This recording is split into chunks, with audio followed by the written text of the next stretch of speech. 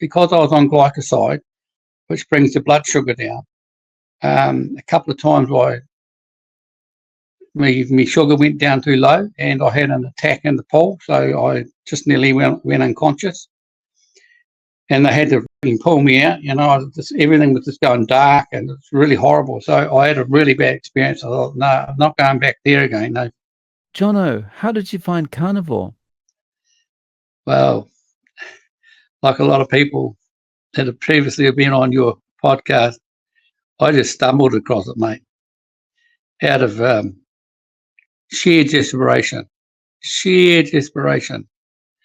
And just before I start and tell you how I came across it on the internet, of course, I just want to thank their following doctors, Eric Burke, Ken Berry, Rob Sivas, Ben Bickman, Dr. Anthony Chiaffi, Jason Fung, Dr. Westman, and Robert Lustig, and the Sugar Man himself, or the anti-Sugar Man. Those guys absolutely put me on the right track. I mean, I found it just stumbling across it because I went on keto probably, I've been nearly a year ago now, and pure frustration. I've seen you some photos of how I was before when I was driving buses. I wasn't big as a bus, I was big as two buses. And I didn't know that I had insulin intolerance and that my insulin was playing up. And I've been to the doctor and been on metformin for a year, and glycoside and all that sort of stuff. And they're basically designed to give you and just to treat the symptoms, as you well know. And doctor says go away and just carry on. And he basically doesn't say anything about your diet. But I have to rewind a little bit, go back to the 1960s when I was born. I was growing up in Christchurch in a very strict environment, strict family. Mum had done a naturopathy, naturopath, whatever you call it, course, and she looked after us pretty well. We had molasses in the morning and cider vinegar drinks, and we used to have a bread called Boone's bread. It was probably, I haven't seen it around for years, but it was very, very dark and quite heavy. And Mum knew as much as she knew, and take my hat off to her. She looked after us very good. I mean, she's looked after my dad all these years, and he's still alive at 90, 91, 92 years old. And for a Māori or Pacific Islander, and not being disrespectful, that is pretty good innings. And they're a lot living in Australia now. But we had a lot of salads back in the days, and we had bread on the table and jam and honey and stuff like that. And Mum used to have a 40-case box of apples we used to buy from a local, it was an orchard back in those days. It was called Log Buey down out at Belfast Way. It's all real estate now, or housing development, and they're all gone. But we'd probably have 3 or 4 apples a day and think nothing of it. And then when you're young, Dave, you can get away with that. Your body metabolizes food a lot different to 60 years later. I mean, I'm 64 this year, so I had a wake-up call, and basically being in a strict environment, and we might have had takeaways once in a bloody blue moon, excuse my French. It might have been once a month, and it might have been fish and chips, and that was just absolutely delicious to us as kids, And we were out running around and chasing ball and doing all those sorts of things like the normal kids used to do back in those days, because we didn't have internet or didn't have games or podcasts or anything like that. And so you'd be running around outside doing a lot of things outside all the time. And then came along, I turned 15 and got my first job, and I thought, oh, gee, this is great, got a bit of money now. And Mum made sure we paid a board, which is fair enough because you've got to learn somewhere. And but just to have that freedom to be able to go and buy sausage rolls, Dave, I love me sausage rolls. I love me. See, I don't have a sweet tooth, Dave. I still don't have to this day. It's been my saving grace to a degree as far as my teeth go, because I've still got all my own teeth. However, you know the story about carbs. Say no more. We know all about carbs. And of course, I pigged out on carbs when I was in my teenage years, and I loved me carbs and me chippies and me pies, and couldn't wait for morning tea to come around. And that was just it was heaven, you know, because we didn't have these things at home. As I said, being brought up in a very strict family environment. Dad worked at the freezing works, and he might have brought. You know, I don't even remember him bringing steak home, and we might have had that type of food. Oh, yeah, once in a blue moon, because you know back then it was expensive.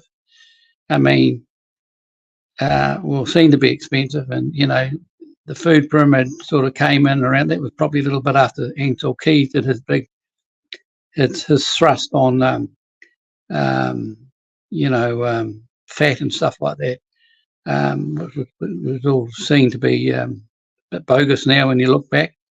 And we had food that was good food, good wholesome food, and so here am I, you know, spreading my wings, so to speak, and having a ball. And I guess things just crept up on us and crept up on me, you know. And by the time you get into your late 20s, you look down and think, where did that little lump come from, you know? And my tummy's sort of going out a bit more.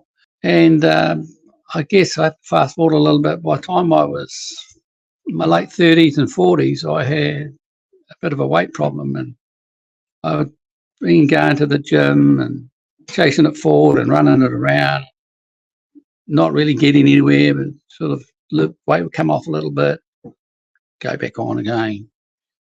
And it was just you know, 6 of one, half dozen the other type of thing, just going round and round and round and round in circles. And I'm not trying to discourage people from going to the gym. Don't get me wrong. I think that a little bit of fitness, especially when you get to our age, is really, really good for you. And, you know, I only stopped going to the gym end of 22 because it was costing me too much. I didn't really like, I shifted out of Auckland and came down after the pandemic, if you know what I mean, and came down out of Auckland, sold my house and done quite well of it, and bought a freehold place in Westport, which is on the west coast of the South Island, for $386,000 for a quarter-acre section. And the old dog thinks it's died and gone to heaven, mate. He's just having a bloody ball. And I've got a blue-nosed pit bull outside, and I've got 2 little Bijons inside with the mum's dog. So my partner's had a stroke, so I'm on a journey looking after her, and she's got a little bit of brain damage. She's not physically impaired, so it's not too bad, but it's like living with 3 different women some days. Some guys think that's a great joke, but I tell you, I can assure you it's no laughy feat. I tell you, it can be difficult. But, you know, I love it a bits. And as I say, we're on a journey together, and we love it here on the West Coast, and great fishing down here, and lifestyle just really, really laid back, especially when you don't have a mortgage anymore to worry about. So I joined the gym down here, and I liked that. I liked the rowing machine. I liked a little bit of intensity on the weight, doing a few weights, you know, not trying to look like Arnold Schwarzenegger or anything like that, but just realising at my age, you've got to do a little bit of strength exercise. And I knew that it was good because that went on burning calories longer. So I knew a lot about calories, and I lived on through these diets, counting my calories. You know, I'd have probably 1,600, 1,700 max calories a day, and still work out at the gym. You know, and then it really, really sort of wasn't coming off like it should have, and I thought, oh, Jesus, what's going on? You know, and I didn't really like the gym scene for 2 reasons. Well, when you're carrying a big belly, and you're sort of quite conscious that everyone's looking at you, even though they're not looking at you. You've got conscious. You look at all these gym bunnies running around. They got, you know, no disrespect to the female race, but they're dressed up in leotard, tight this and tight that, and you think, oh gosh, you know, I feel like a dirty old man sitting here. You know what I mean? I shouldn't be in here. And it wasn't, in the end of the day, it wasn't my scene. So I left the gym because they kept putting their prices up as well. And I did try going into the swimming, which I found good, but because I was on glycoside, which brings the blood sugar down, a couple of times my sugar went down too low, and I had an attack in the pool, so I just nearly went unconscious. And they had to fucking pull me out. Everything was just going dark, and it's really horrible. So I had a really bad experience. I thought, no, I'm not going back there again. No, it's too dangerous. So, I went back at home, and I thought, well, I've got to do something. I can got gout. I'm on 12 medications. And I was, because I'd just come out of the bus industry, I'd still had, big belly like that photo I showed you when I had a 56-inch waist, and I weighed 111, I think it was, kilos. But going back into when I was 40, when I did a little stint in the gym. A lady that I knew tried to help me, and she said, come and do a thing called EAS. It's called EAS Body for Life. So it's a 3-month challenge, if you know what those challenge things are like. And yeah, I didn't know anything about carbs like I do now and everything, but in the gym industry, you carb up and you carb down and you load all that sort of stuff. And so I lived on rabbit food and rice and tuna and spring water, and I was frigging starving all the time, mate. I'll tell you what, I really was. I was eating like 6 little meals a day, but I was frigging starving like you wouldn't believe. And in the gym, I do not lie, Dave, an hour and a half every frigging day, 6 days a week. And I was 33% body fat when I went in. I weighed 100 kilos back then. I dropped down to 85 kilos. I lost 15 kilos, which doesn't sound like much, but because I'm building muscle, I got really strong. I got quite buffy, and once again, not like Arnold, but quite strong looking and muscly looking, and definition was there. And my abs, these things I hadn't seen since I was 20 years old, came. What the hell are they? Bloody abs came through. Well, I got down to 13% body fat, Dave. 13%. But, one thing led to another, and, after 3 months and not doing that, being there, done that, and not keeping it up, it's not body for life. It's only body for life if you keep doing that. And then, I started packing the weight back on again, eating all the refined foods and processed carbs and me takeaways and everything. And then I joined the bus company in 2011 when we had the World Cup here. May I add, we won back then. New Zealand won a game in 2011, which is pretty good. I joined the bus company then, and they said to me, all bus drivers put on, I think I see something about 10 kilos over a couple of years or something. And I thought, there's no way I'm going to put that on. And I think I was about 90. I think I was about 95 then when I joined. And when you're 110 kilos, you can't become a bus driver because you're too heavy for the seat. If you're already a bus driver and over that weight, it's okay, but that's just one of the stipulations. So I was in. I really loved the bus driving. I'm a real people's person, and I was really good at it, And but one thing led to another. I was on takeaway food all the time. You're driving past KFC, you're driving past. We have Carl's Jr. I don't know if you've heard of that American brand. We have Burger King, we have McDonald's, mate. It's just like you just can't help it because that's the industry. It's a little bit like a night shift work. They can't help their metabolism because they're eating all upside down. It's the same when you're bus driving. It's like, and you hear the lovely smells, and you stop outside the cake shop, and it's just one thing after another. And I found in the end, I right on my metformin, my glycoside was helping me right through this whole thing, but it was keeping everything stable. But one of the side effects with metformin and glycosides that she puts weight on as well. So, you know, I didn't stay there. I put the weight on, and then I was drinking Red Bull. You know what Red Bull is? We all know what Red Bull and all that V drinks and it's mother and all that sort of stuff. And full of sugar, mate. When I look back on it, I just piling the sugar in straight into my, and I'd take myself up and I'd feel good, and then crash. You know, you just feel like shite at the end of the day, and you find yourself getting angry and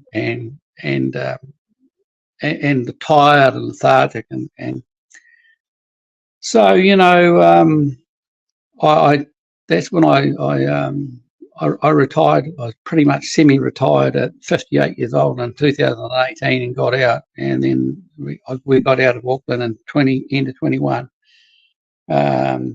Just sold the house at the townhouse at the right time, you know. You know, I paid $265 for that thing and sold it for $751,000. So I just, you know, I was following something. I said to my partner, I said, I might be a little bit dyslexic, but I tell you what, I'm really good on numbers. That's what makes me a good bus driver. I always had my float tickety-boo, even though I'd been robbed a couple of times, you know, but you know, that's Auckland, you know, no different than, say, LA or whatever. So and that's when I got down here, and I went to the gym, and then got disillusioned from the gym in end of 22, and then 23 I started looking, you know, giving a full circle here. I'm a bit long-winded, you have to forgive me for that, but getting back to your question, how did I find keto, carnivore? It was just pure accident. I stumbled across it when I was reading up about keto, because I'd done the Atkinson diet in about 2005, but I didn't have much intel on it, much information on it, and it was sort of, everyone poo-pooed it back then, you know. You know, Dr. Atkinson died of heart failure and all that, and he must have had too much meat. And I remember reading about Dr. Gundry, you know, Dr. Gundry, Dr. Oz. You know, no, don't get me wrong, I'm not knocking him. I think he's a great doctor, but one of the things he said, and he's always been a keto supporter online, but he said, one of the things he said, we were ever learning as doctors. It doesn't mean to say we got it wrong. He said, but we don't. He said he didn't know enough about the new carnivore diet, and he said he's not knocking it. He said we don't know. We're always ever learning. That's what he said similar words to that. We're ever learning, and he said he hasn't done enough study or information on it, but he said he thinks it might be, if he drew an analogy, he said he thinks it might be encircling, or people that do carnivore might be encircling, being encircled by the great white shark. You know what I mean? You know, yeah. And so I thought to myself, oh, maybe, you know, so he threw a spanner in the works, and I thought, oh.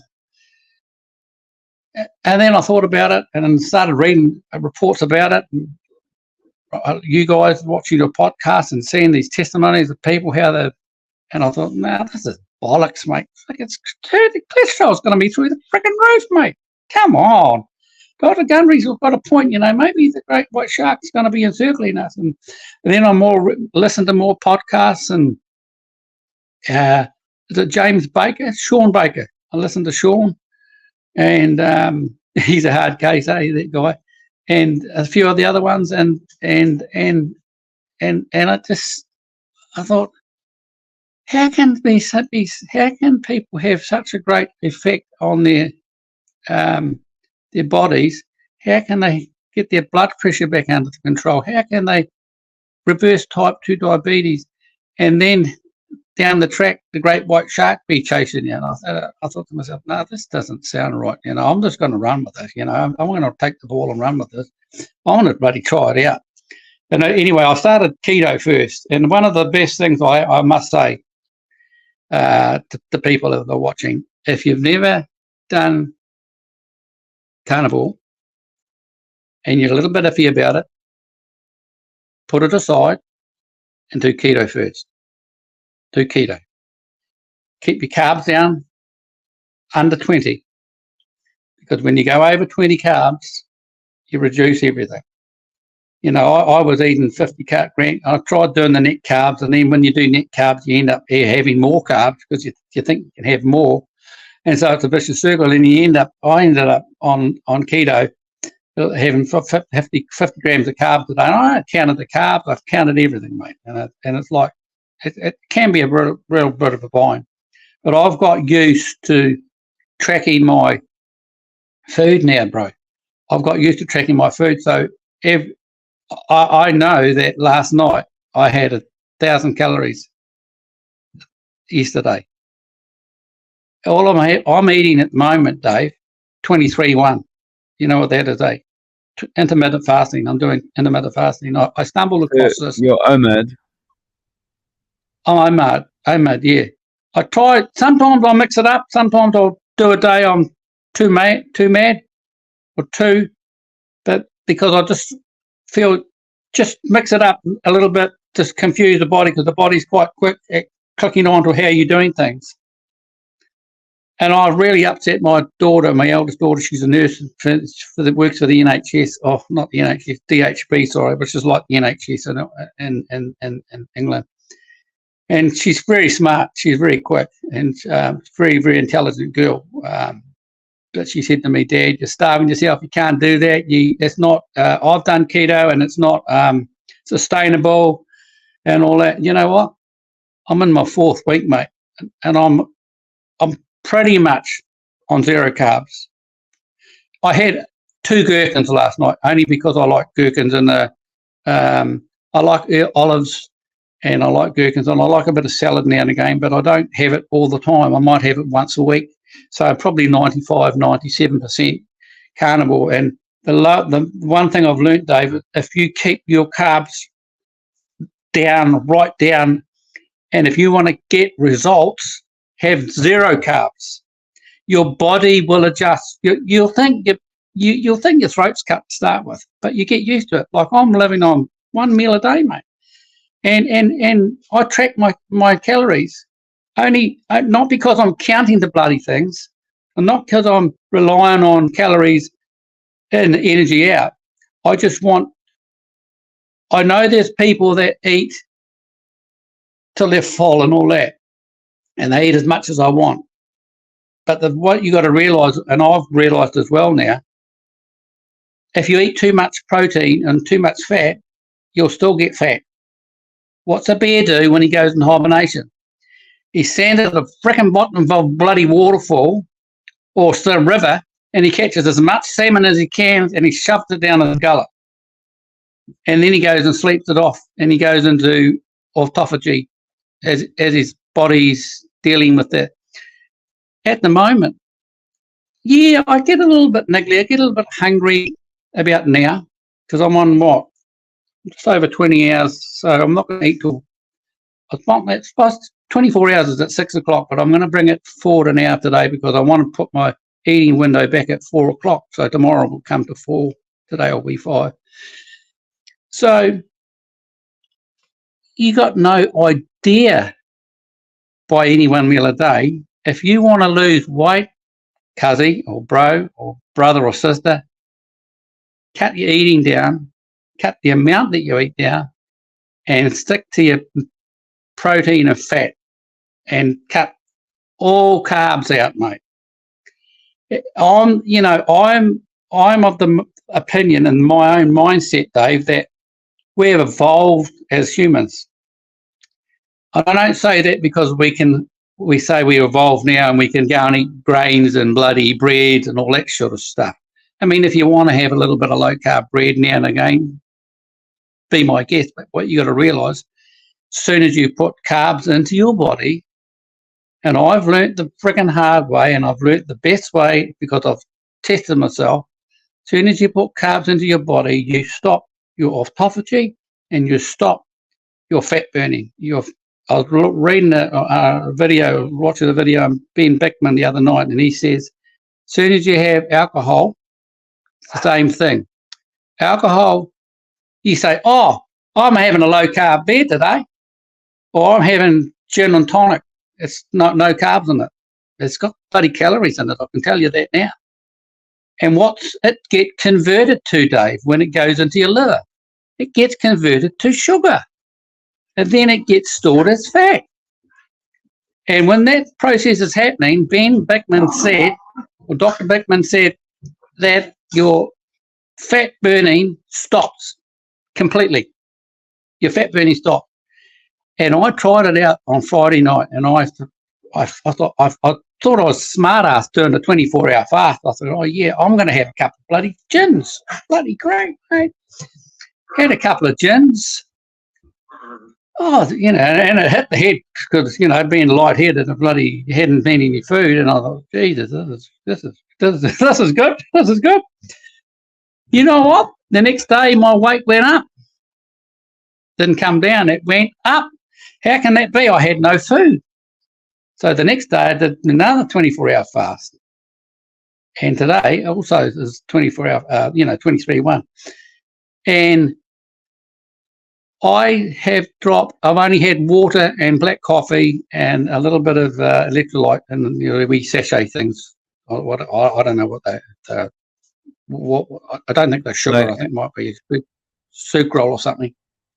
Okay. But just to help me in the, salts and boost my metabolism and that, and help everything in there. And I can't believe it. I was 485.7 yesterday, and I'm down today to 484.6 in one day, in 24 hours. Nice. And I haven't had anything. And by having my meal today, I'm only going to probably have 1,200, 1,300 calories max. That'll fill me up, mate. And what people have got to realise, having the meat gives you satiety. I can't really say that word that well. It's satiety. It makes you satisfied. Yeah. You're not having carbs, so you don't even feel hungry, man. It's like a win-win situation. There's hope for people out there that are huge obesity problems. You'll be able to turn it around. What you have to realise that we didn't get like this overnight. So there's no magic pill, there's no magic bullet that's going to fix you. And ultimately, yes, we are responsible for our own bodies. And there is a way out for everybody. And call me conspiracy theorist or what, I don't care. But I believe that the medical fraternity know this, and they just want to keep us drowning and drenched in medications and pills. Look, I'm not saying that you shouldn't have a few pills, or sometimes you have to rely on a few pills, because I'm still having my 3 or 4 blood pressure medication pills, but I've gone from 12 pills down to about 3 to 5 pills. I was having my gout pills till the other day because I felt I brought that on myself when I had my alcohol. I was bloody limping around, and I was saying to myself, oh, gee, it must be the fat. Oh, it must be the fat. Must be the bloody fat. But you know what? It's not the freaking fat, Dave. The fat can, when you're eating carbs, the fat mixed with the carbs can cause a reaction. But when you cut all carbs out, including the alcohol, it just goes.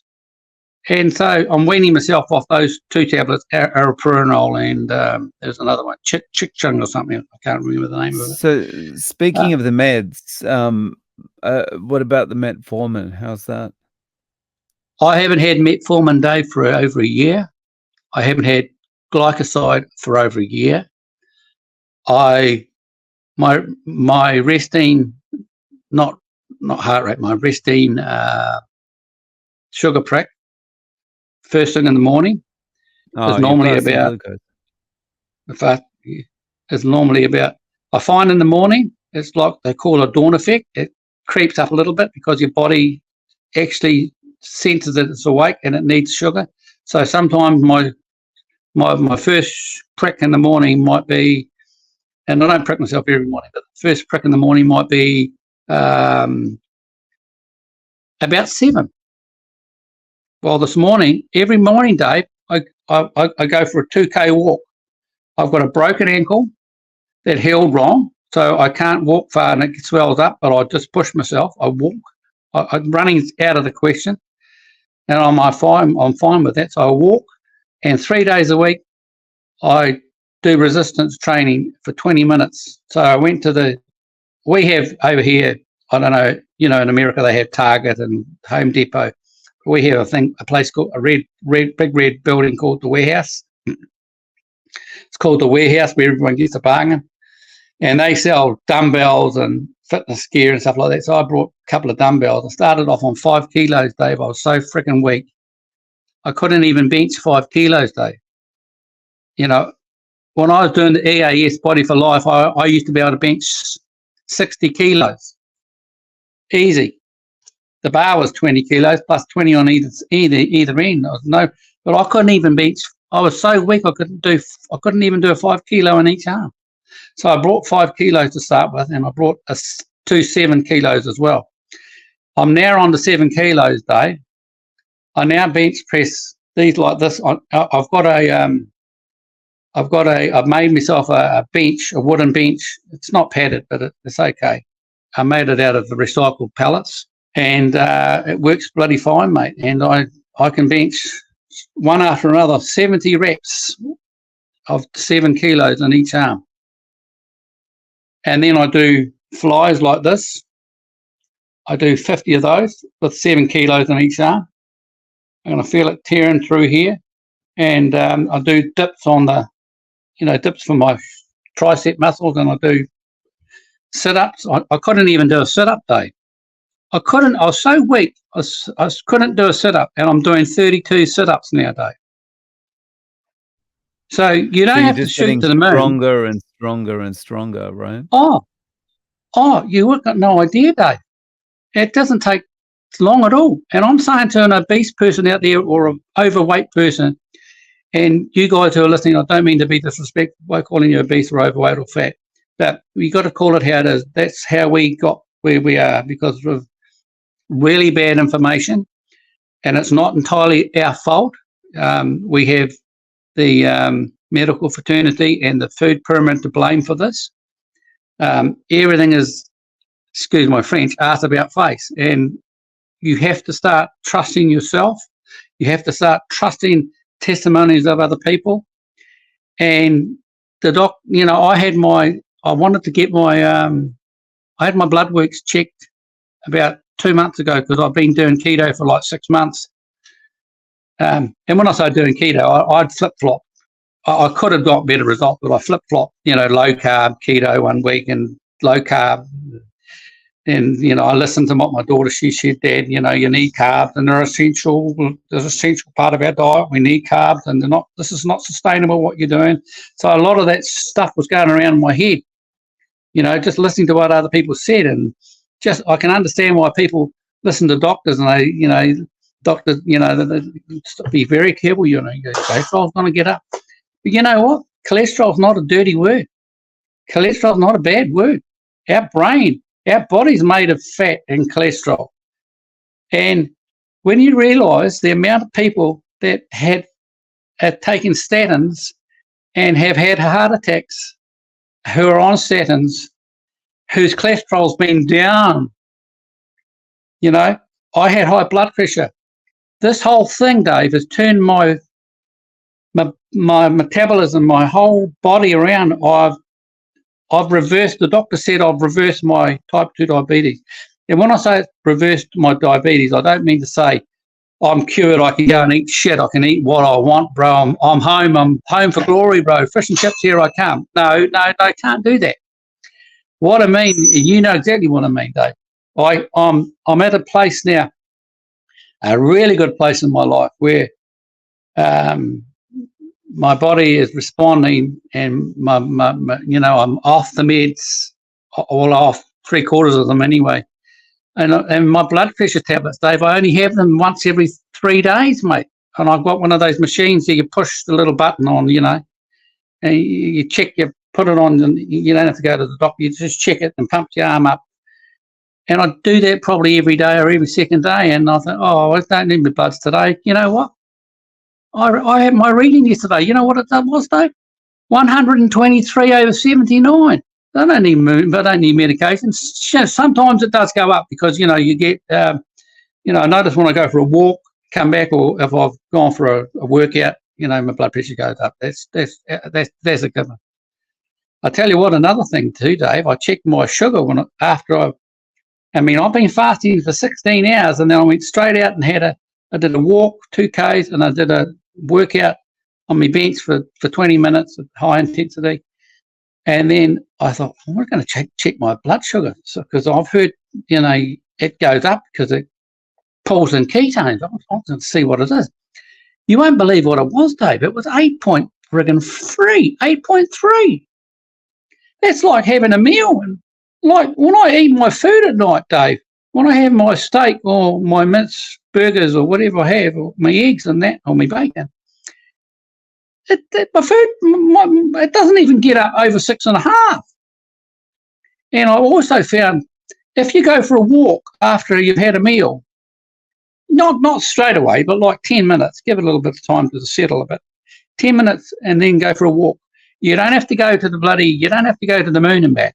You just got to go around the block, mate, for 20 minutes, 15 minutes. Come back and test your sugar. Your blood sugar is going to be low. So, Jono, if people want to reach out to you, do you have any way of them getting in contact, like a YouTube channel, Instagram, email, anything like that?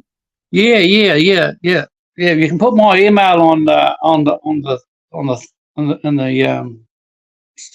the bottom if you want, but I'll tell people so they know where it is. Yes, they can get me on my email, which is all lower cases. It is ruajonos22@gmail.com. That's Rua, RUAJONOZ,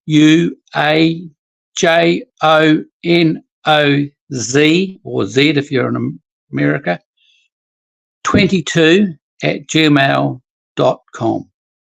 Okay, ruajonos22@gmail.com. And I'd love to hear from people because, my thrust, Dave, is trying to reach people that are at the point of despair and that are almost given up. There is hope. There's hope at the end of the rainbow, mate, as the old saying goes. There is absolute hope. And things have been hidden from us, and we've been tricked, and it's been like smoke and mirrors, mate. So we have to just wake up and listen to people's testimonies and trust people. I mean, we've been quite happy to trust our doctor and trust the medical fraternity and the pyramid system and stuff like that. So what is a little bit more trust? That's what I say. Very nice. So, Jono, thank you so much for coming on and sharing your story with us. I really appreciate your time. Hey, it's been my pleasure, Dave, and all the best to those people out there that are embarking on this journey.